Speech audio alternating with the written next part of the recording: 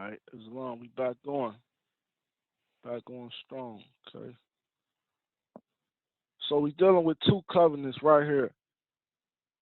Okay, we dealing with the story, allegorical story of Galatians 4:24, which is the origin of the story of Abraham bearing his two sons. Okay, which is dealing with an allegorical story.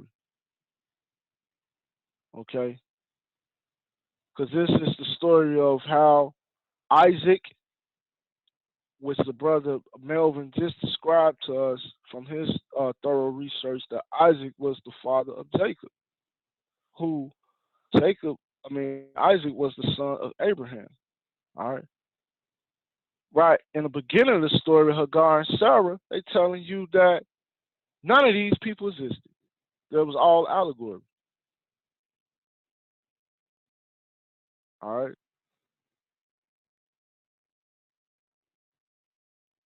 Now let's get into the definition of Judah. Judah, masculine, proper name, biblical son, okay? Not historical.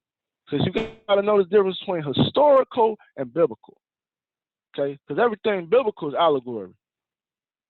Historical is true. All right? So that's why they keep throwing this biblical name around, okay? It's the biblical son of Jacob by Leah.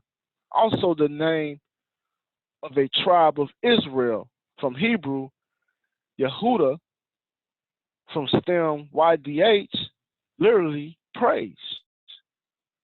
All right? So the literal meaning means praise. The biblical meaning, allegorical meaning of Judah is the name of a tribe of Israel. Okay?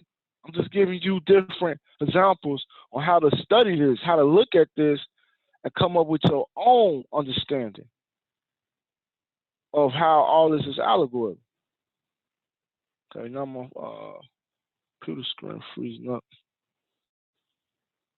Let's see what's going on. All right.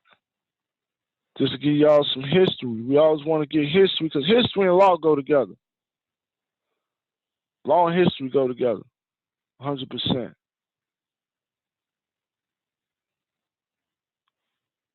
All right.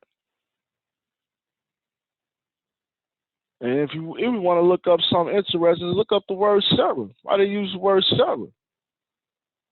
Right? What does Sarah mean in the Bible? Because none of these words mean what you think they mean. All right? You think Sarah means a woman, it probably means a man name. All right, let's see what Sarah means. Feminine, proper name. Biblical, remember biblical, wife of Abraham and mother of Isaac. From Hebrew, literally princess. From Sarah, feminine, or Sar, prince. From Sarar, he ruled. Related to Akkad, Saratu, queen. Popular as a name for girls born in the U.S. in 1870s and 1978 and 2000. All right? So we dealing with Sarah just means literally princess. Sarah means princess. All right? Sarah literally just means princess. Hagar.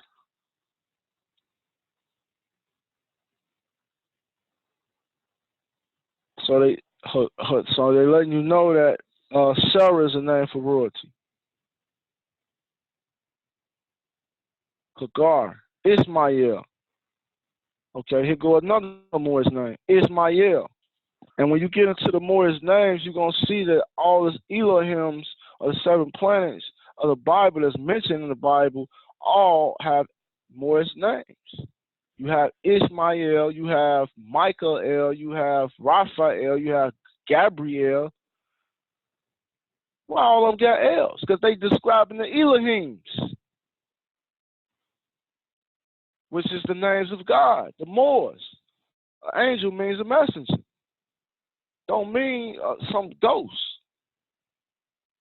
Okay, masculine proper name, Ismael, masculine proper name. This when I pull up Hagar, that's what comes up. Ishmael, masculine, proper name, biblical son of Abraham and Hagar, driven out into the wilderness with his mother. The Hebrew Yisra-El, literally, God hears. From Yisma and Perthav of Sama, he heard.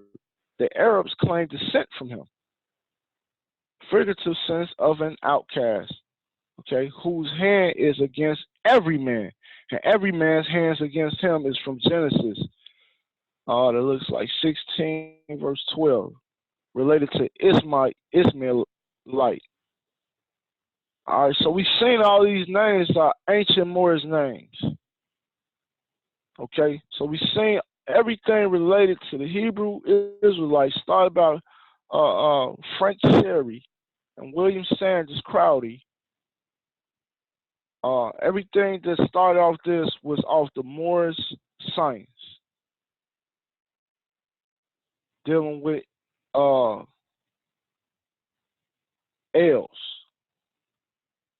In the story, they basing the basics, because I like to go to the origin of things. So we go to the origin of how Isaac was even brought into this world. Okay, Isaac was never brought into this world. It was allegory. All right, now, this is what you want to look into. You know, prove me wrong. Look into it. Look all into it. Look into Frank Sherry and William Sanders Crowdy.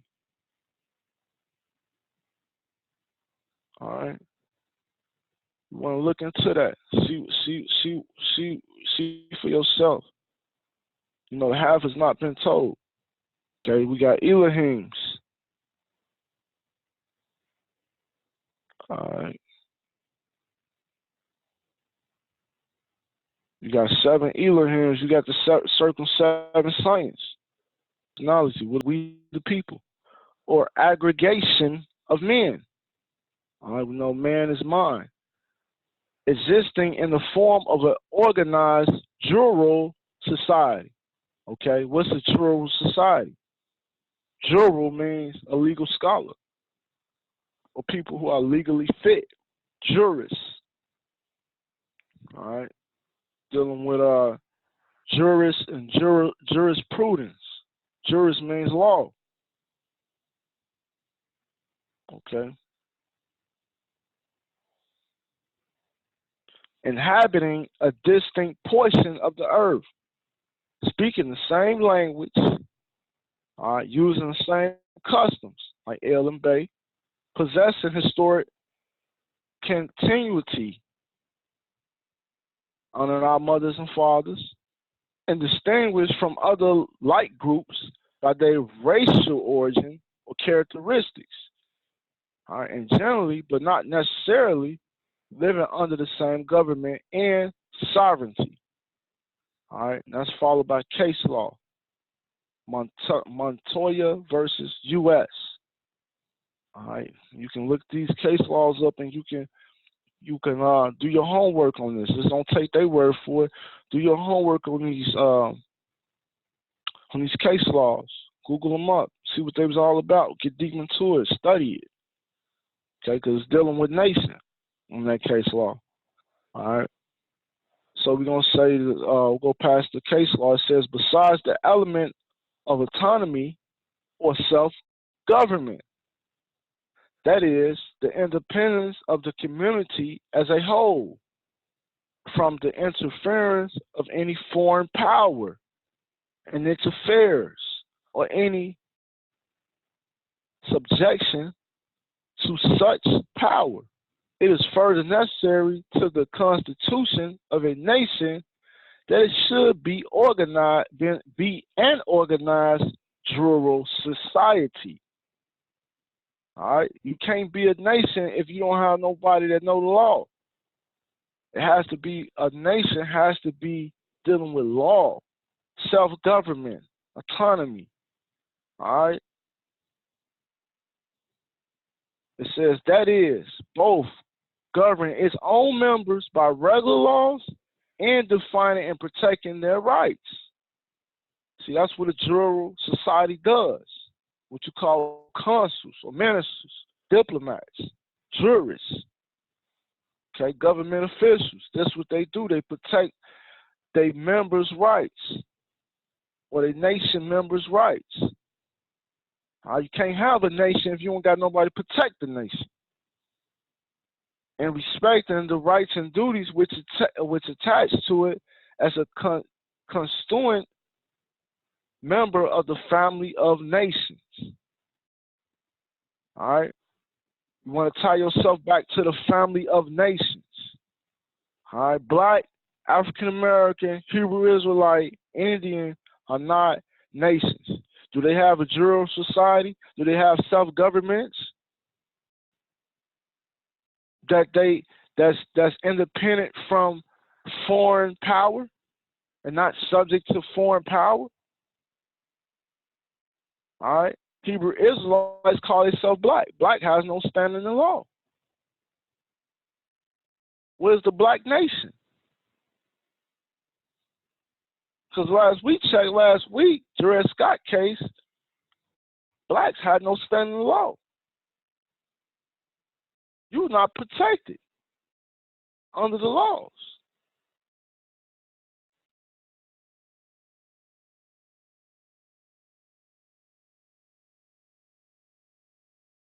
You're not protected under the laws. This is what it means to be a nation.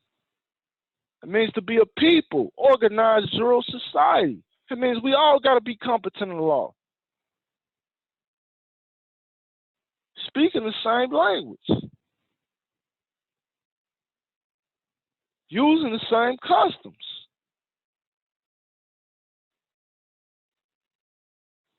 Possessing historic continuity. All right. And distinguished from other like groups by their racial origin and characteristics, and generally, but not necessarily, living under the same government and sovereignty. All right? When you're dealing with nation, you're talking about true sovereignty. All right? What is sovereignty?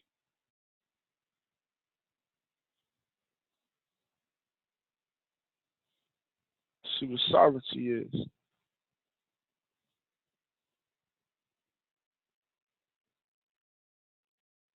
Got consumer sovereignty, territorial sovereignty. We just want to know what regular sovereignty is. What is sovereignty? The possession of sovereign power, supreme political authority. I go to that political word again.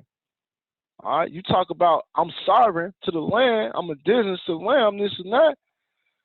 Well, you must know that's a political title, having political authority, being tied to a nation of a jural society. Okay, paramount control of the Constitution and frame of government and its administration. All right, how you sovereignty saying you a U.S. citizen? Do you have any control over the Constitution or any control of the frame of their government or any control over their administration? Your vote don't even count for their ass. So you know the Electoral College votes in the presidents. The Electoral College, not the popular vote. It's two different things. All right. The self-sufficient source of political power. Self-sufficient. What it means to be self-sufficient. All right. Sufficient means you only rely on yourself. So you the source of your political power. All right. You only the source of your own political power. Nobody can give it to you, take away. It's all about what you're going to force. From which all Pacific political powers are derived. All right. The international independence of a state, combined with the right and power of regulating its internal affairs without foreign dictation. Also a political society or state which is sovereign and independent. See Cheltenham versus Georgia. Now, that Cheltenham versus Georgia, that's a famous case. You're going to see that a lot of times when you're dealing with international law. All right, and you want to think internationally. We want to start thinking internationally, not locally. Like last week, we seen how the Vatican affairs affected us directly over here. All right, we went into the Vatican and seen how the Vatican being overthrown, how that affects us over here. So you want to pay attention to what's going on internationally, especially when you're dealing with Trump administration that's in right now. You're dealing with the Pope being retired since 2013. We seen last week that the treasurer of the Vatican was found guilty after he pleaded guilty last year. He was found guilty this year for historical rapings, and I believe they put murders. I have to look at that article again, but he definitely went down. You never heard of a high-ranking Vatican member going down like that. Right after the Pope goes on a run, so-called retires. All right? You just got to know what we've been presented in the political realm is keeping us asleep so we don't pay attention to the political world. Pay attention to your politics. You are the politicians. It's a self-sufficient source of power. Meaning can't nobody give it to you, okay? Let's get into, after the case law, what rest of the sovereignty means.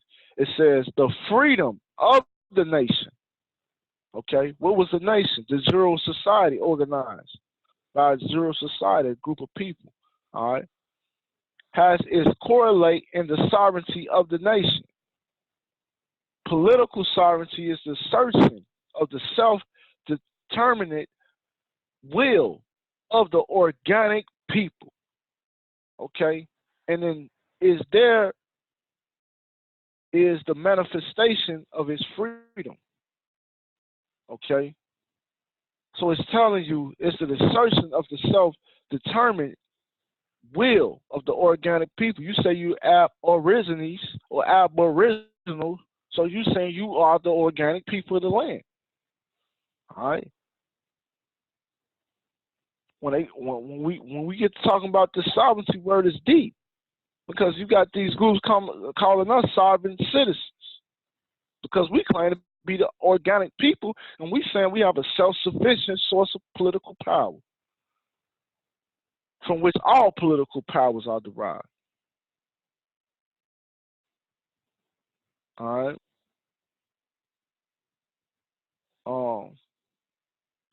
It says it is in and through the determination of its sovereignty that the order of the nation is constituted and maintained. Milford Nation, page 129. If a determinate human superior, not in the habit of obedience to a like superior, receive habitual obedience from the bulk of given society, that determinate superior is sovereign in that society. And that society, including superior, is a society political and independent. So it's telling you that you cannot have the habit of obeying someone as your superior. All right, you have your own superior determination. That's self-determined. So when you're dealing with the foreign European on our land, calling us all these different names, he's calling us a foreigner because he don't want us to be the sovereign people of this land, saying we the organic people. So when you say, oh, I'm a Hebrew Israelite, but I'm sovereign. Sovereign where? Because Israel don't even have to come from a state. It's not even a state. It's a name. It was just formed in 1948. So it has no standing in law. It has no standing in law. You can't say you're sovereign if you're not saying you organic people of the land. So they try to get you saying you from somewhere else, you of something else, so you give up your sovereignty. So they can steal your sovereignty. Because sovereignty is supreme political authority. So who has the supreme political authority in North America? Is it the Indians? Is it the Europeans? Is it the Moors? Who has the real supreme political authority here? All right. We went into the Constitution last week about who had what was the supreme law of the land. All right. And we saying that the Constitution, the treaties, and the Supreme Court judge rulings was the supreme law of the land. Also, anything that was signed before the Constitution, like the Articles of Confederation. Articles of Confederation was also law. Okay, so now let's get into Article 1, Section 8 of the United States Constitution. All right, so we want to deal with sovereignty, because we're saying what sovereignty is as far as dealing with the definition. But what is sovereignty in the law? The supreme political power. Where is that in the law? All right. It's in Article 1, Section 8. All right. Sovereignty is in the law. Article 1, Section 8. Okay. When they formed this government, they formed 3 branches of government. All right. Checks and balances. All right. So each one was sovereign of the other. Hold on, what I just do? All right. I don't know what that is. Hold on. I just clicked on something I shouldn't click on. Shit. All right. So we're going to get into, I was just actually speaking on this on the Brothers of King page earlier about, we was talking about international law. Okay. Because see, when you're dealing with nations, nationality, they all come together and form treaties. Okay. The Constitution is not the highest law of the land. The treaty is. Okay, so when you get into the lawmakers who is Congress, as we explained last week, is the House of Representatives and the Senate, which comprise of what we call Congress, who also is called the legislation or the legislative body of the United States government, the lawmaking body. So they have the power of making laws, regulating laws, and upholding, we're not really upholding the laws, but regulating the laws. Because the judicial branch is the ones who deals with enforcing the law, right? So Article 1, Section 8 of the Congress, okay, tells you the duties given, the powers given to Congress, okay? Now, in this Article 1, Section 8 is where they put the international law clause, okay? Because all constitutions have to be in line with treaty law, because treaty law is the highest law, okay? So you're dealing with nations, you're dealing with nationality, dealing with high law, high contracting powers, sovereign powers, okay? Supreme political powers, okay? So that's why you always enforce this treaty, because that's your supreme political power. Your forefathers left for you.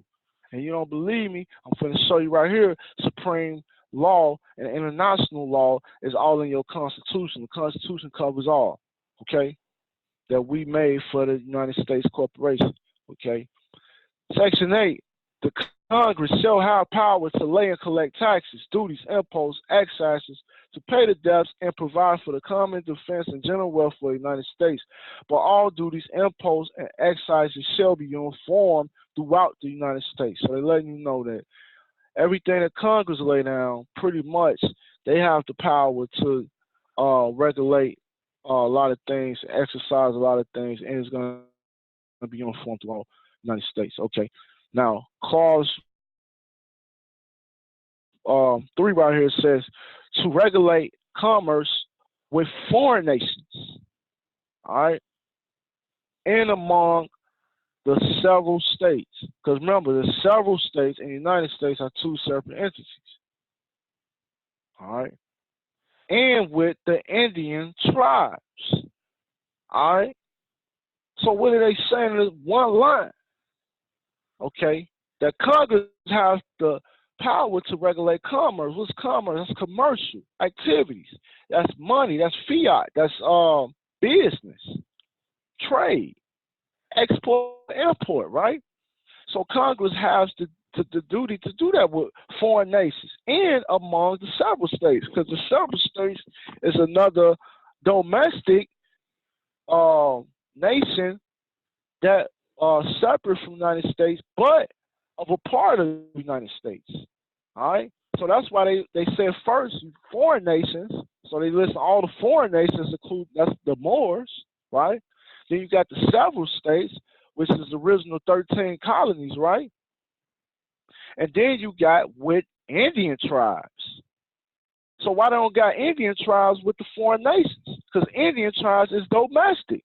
Indian tribes is something they made up. That's their slave names that they gave privileges to say, okay, you got privileges, you got reservations, you get tax exemptions, not tax non-obligations. You don't have rights, but you get some privileges that we can take away at any time. So y'all are Indian tribes, all right? So Congress has the power to do that, all right? So that's an international clause right there when it says to regulate commerce with foreign nations. So that's an international, what's called an international clause.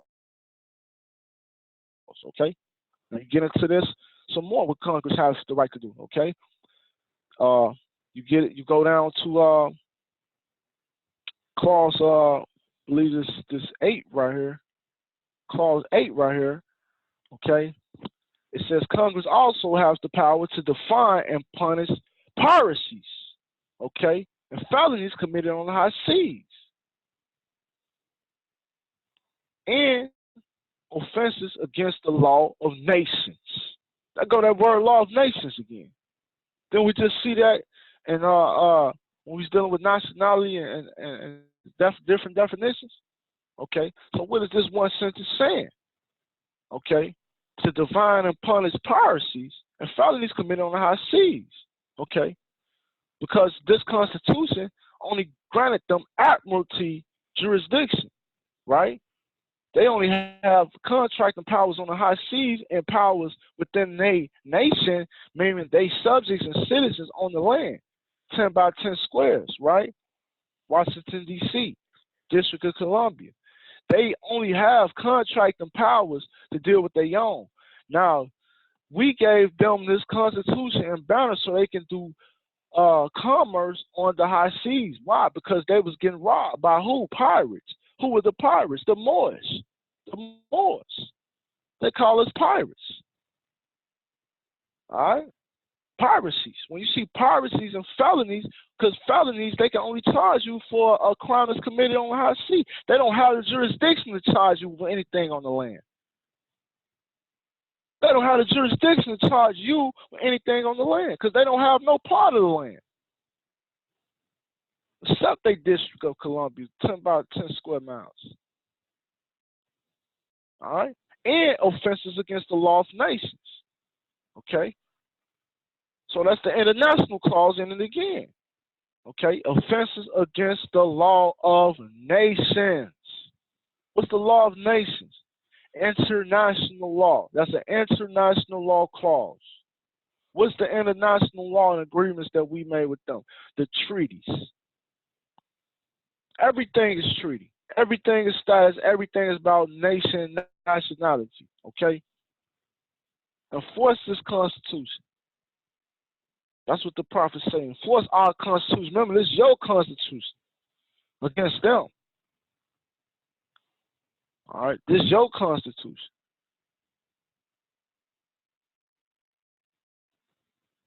All right? This is not their Constitution. This is for us to enforce against them.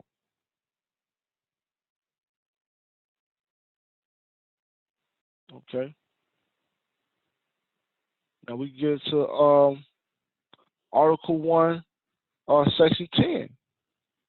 Okay. We always go into the first clause. We know the first clause, dealing with the money situation, right? Dealing with entering treaty. Okay. Now let's get into the other clauses, like clause 3 down here, okay? It's another international law clause in Article 1. Okay, no state shall, without the consent of Congress, because Congress is the people who makes the laws, right? Lay any duty of tonnage, okay? Keep troops or ships of war in time of peace. Enter into any contract, a compact with another state or with a foreign power, or engage in war, unless actually invaded or in such imminent danger as will not admit of delay. So they're telling you no state outside of Congress has contracting powers without the consent of Congress. You can't get into any compact or agreement or covenant with any other state or any foreign power. All right, so they basically telling these states to stay in line, do not disrespect the law of nations. Because you know in Article 1, Section 10, this first clause, right here in this last line, say they can't grant no title nobilities. And they can't make no ex post facto law or law impairing the obligation of contracts. What's the obligation of contracts? Treaty. That's an obligation they entered into to have a nation. So they can't make no ex post facto law after that fact to say they can stop the treaty, or the treaty don't matter, like they try to tell you when they trying to scare you out of enforcing the treaty. They say, oh, that treaty, oh, they don't matter. They ain't got no power. If you couldn't see, the thing is, you can't have no constitution if it's not aligned with international law, because international law is aligned with the law of nature. All right? Nobody can be honored as a nation if you don't follow the law of nations. You got to have somewhere in your constitution that you are granting international law powers, and that you're going to be aligned with international law powers. Just like you see every state constitution, once you get into the state constitutions, they got to be aligned with the United States Constitution, because there's hierarchy to these constitutions. Constitutions are made for a nation within a nation, for the members of the nation. Okay, now treaties is where two nations want to do business with each other or dealing with each other. So that overrides the Constitution, because now if you got Moors and you got Europeans on the same land in North America, okay, what's going to be the highest law of this land? Is it going to be their Constitution, our Constitution? Okay, to settle that, we just going to enter into a treaty. That's going to be the highest line. It's going to be a mutual agreement between both parties. Your side can't override this treaty. Y'all can't make none of y'all constitution to override this treaty. Because once you do, then you're violating the law of nations. All right, that's what this telling you. All right, so everything always come back to nationality. Everything. Okay, what's the tonnage? That's a good question. I just want to know from my own curiosity. You can't skip past no words in here. And this is how I study, you know. You don't want to skip past no words in here. You want to understand everything that's being taught to you. And you want everything you reading, because it all means something. Trust me. It's deep. Okay, what is a tonnage duty? In English law, a duty imposed by Parliament upon merchandise exported and imported, okay, according to a certain rate upon every ton. Okay, so tonnage dealing with ton. We know we're dealing with weight. In American law, a tax laid upon vessels according to their tonnage or cubical capacity. A tonnage duty is a duty imposed on vessels in proportion to their capacity. The vital principle of a tonnage duty is that it is imposed, whatever the subject, solely according to the rule of weight, either as to the capacity to carry or the actual weight of the thing itself. The term tonnage duty, as used in the constitutional prohibition upon state laws imposing tonnage duties describes a duty proportioned to the tonnage of the vessel, a certain rate of each ton, but it is not to be taken in this restricted sense in the constitutional provision. Okay, meaning in the Constitution, it's just telling you about export, import, and it's only dealing with the tonnage of a vessel. Now, when you talk about tonnage, it's a little bit more broader than that. But in the Constitution, directly dealing with the tonnage of vessels. All right. So let's go back to the Constitution. We can find it. Okay. So no state shall, without the consent of Congress, lay any duty of tonnage. All right. So they can't make no rates of import, export according to the tons of a vessel. So no state has international contracting powers. All right. So that's what you want to look into, man. You know, this thing from the cutoff, we got less than 1 minute too.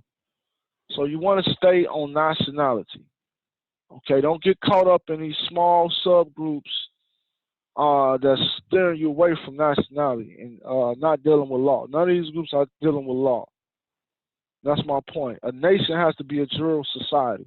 Jurist, meaning a lawful society.